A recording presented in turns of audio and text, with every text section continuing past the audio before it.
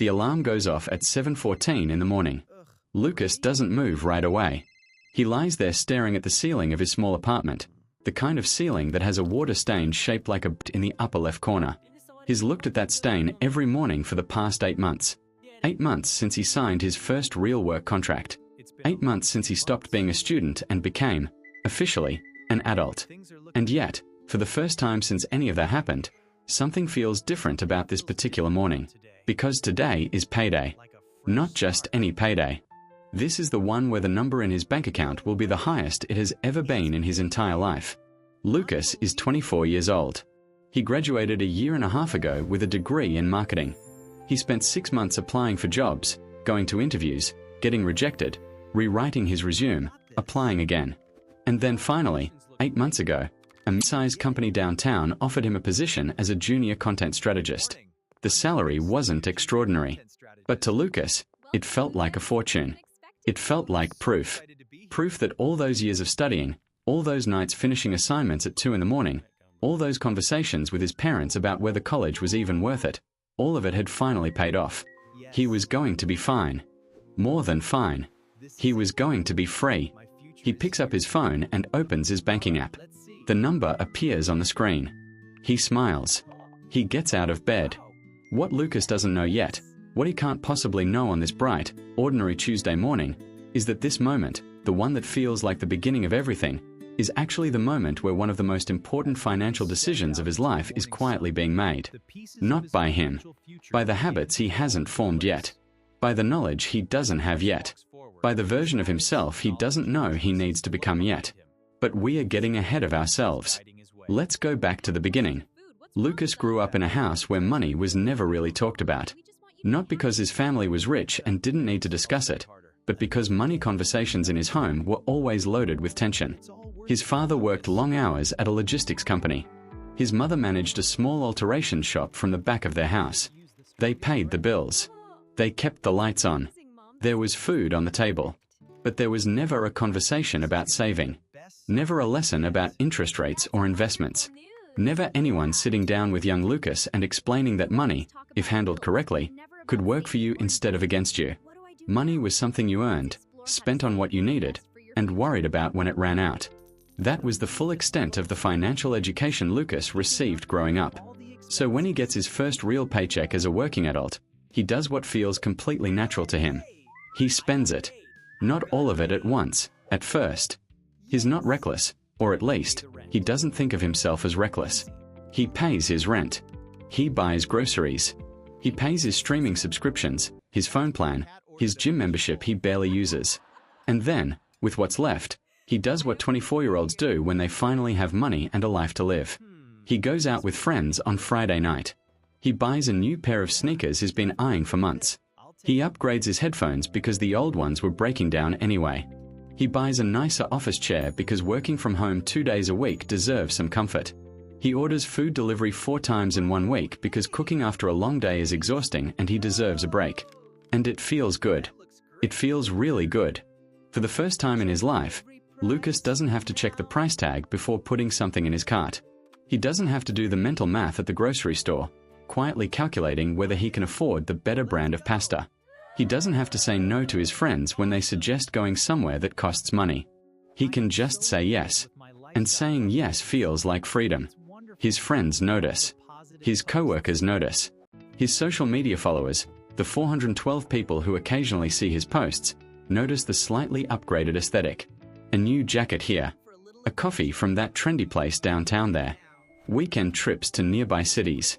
Dinner at restaurants with nice lighting and small portions. Lucas is living. He is genuinely, visibly, happily living. And every time someone likes one of his posts or compliments his new shoes or asks where he got that jacket, he feels it again, that warm, satisfying feeling of having arrived. 3 months pass like this. Then 4. Then 5. Somewhere around the 5th month, something small begins to shift. It's not dramatic. There's no single moment where everything falls apart. It's more like a very slow pressure, the kind you don't notice until you're already underwater. Lucas starts checking his bank account less frequently. Not because he's irresponsible, but because he's noticed that checking it tends to create a low-grade anxiety he'd rather avoid. The number is never quite as high as he expects it to be. There's always something he forgot about. A subscription auto-renewal. An annual fee on a credit card. A medical copay from 2 months ago that finally processed. A friend's birthday dinner that cost more than he planned for. He opens the banking app on a Sunday night, almost by accident, and stops. The number on the screen is uncomfortably low. Not zero. Not catastrophic. But considering he got paid 11 days ago, it's far lower than it should be. He stares at it. He does the mental math on the days until his next paycheck. He closes the app. He opens it again. He closes it again. He puts the phone face down on the couch and watches television for an hour without really watching it. This moment, this quiet Sunday night reckoning, is something millions of young adults go through and almost nobody talks about out loud. The paycheck comes in and feels like abundance. And then, somehow, without any catastrophic decision, it's just gone. Not stolen. Not lost. Spent. But spent on what, exactly? That's the part that's hard to answer. Because the individual purchases all seemed reasonable at the time. It's only when you look at the pattern that you realize something has gone wrong. And the pattern, in Lucas's case, is now 6 months old. He's been earning a real salary for 6 months. He has saved exactly nothing. He's not in debt yet. But he's also not building anything. He's running in place on a financial treadmill, working hard, spending everything, and waking up every month in almost exactly the same spot he was in the month before. This is the trap. And it doesn't feel like a trap, which is exactly what makes it so effective. It feels like life. It feels like being young and enjoying things. It feels like you're supposed to save later, when you earn more, when things settle down, when life gets less expensive. There's always a reason to wait. And waiting, as Lucas will eventually learn, is the most expensive financial decision you can make. The shift begins, of all places, in the break room at work. His name is Daniel. He's 31, works in the finance department, and brings homemade lunch every single day in a blue container. Lucas has noticed him before, quiet, polite, never seems stressed, drives a car that's a few years old but well-maintained. Not flashy. Not impressive by the standards of the culture Lucas has been living inside. But present. Calm. Grounded in a way that Lucas can't quite name. One Thursday afternoon, Lucas is heating up instant noodles and staring at his phone when Daniel walks in, opens the microwave next to him, and notices the look on Lucas's face. He asks if everything is all right.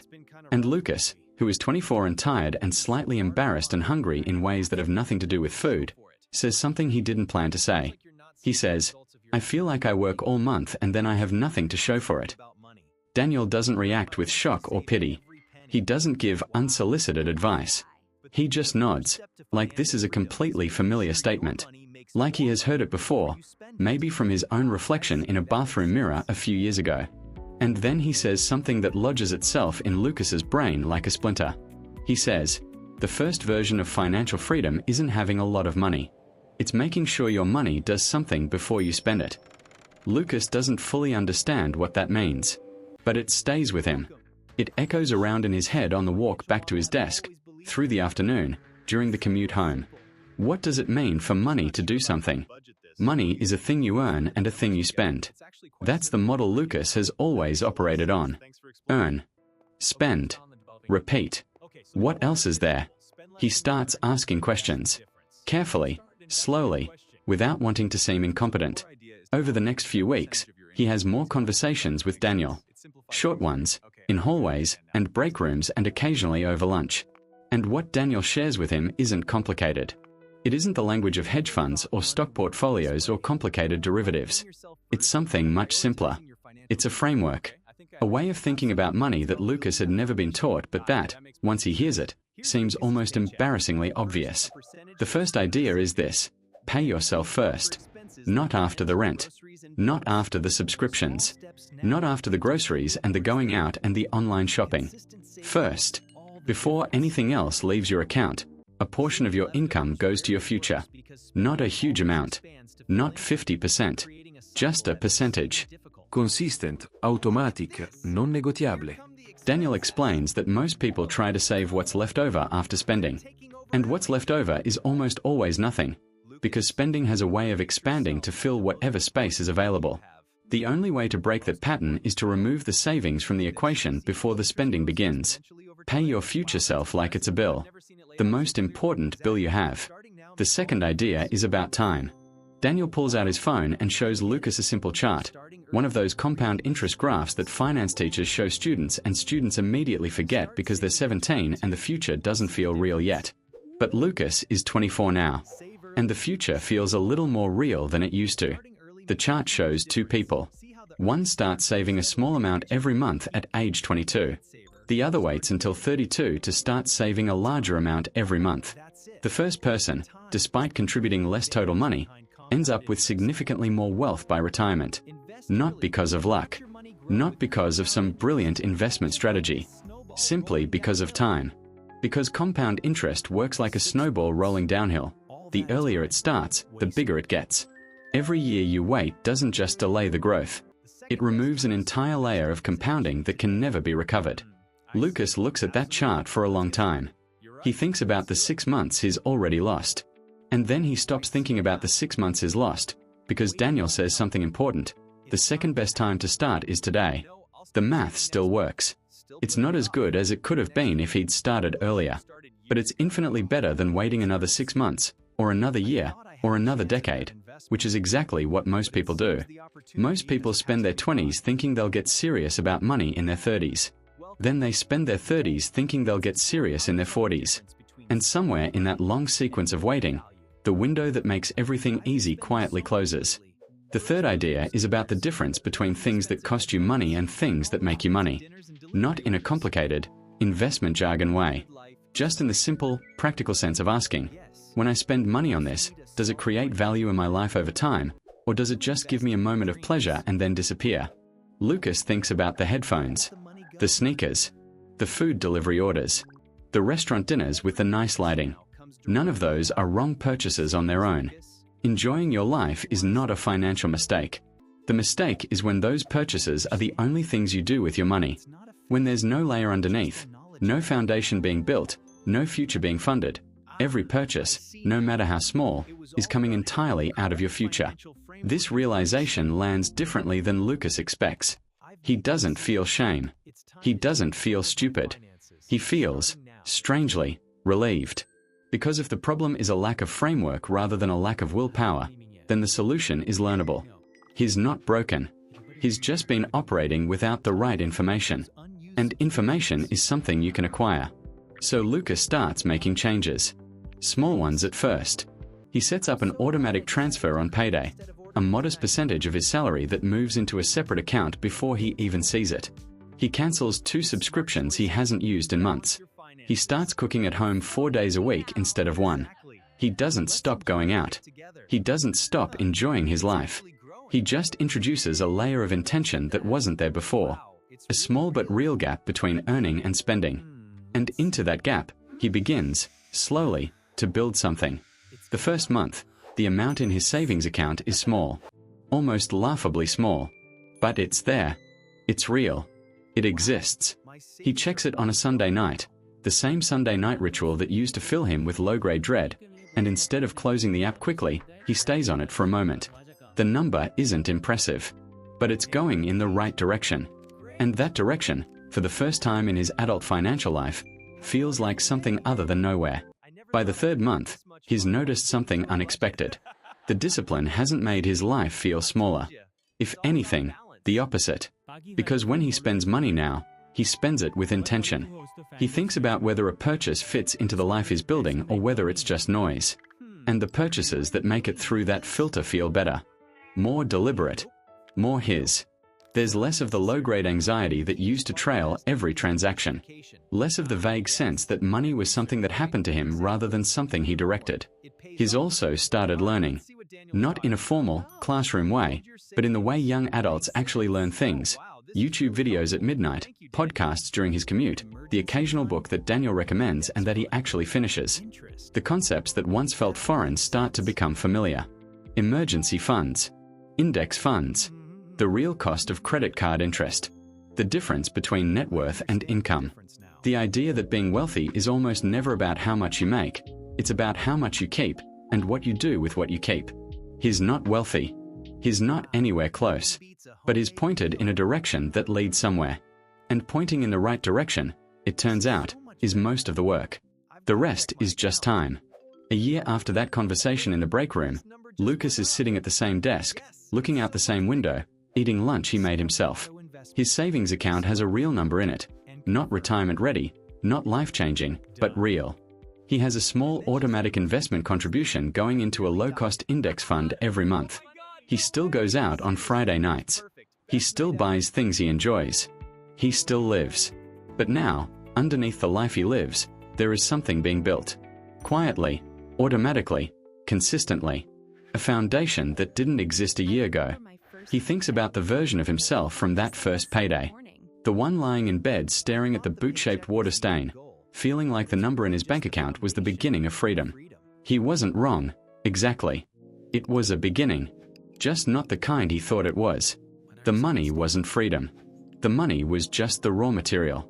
The freedom, the real kind, the kind that compounds and grows and eventually gives you choices you didn't have before, that had to be built.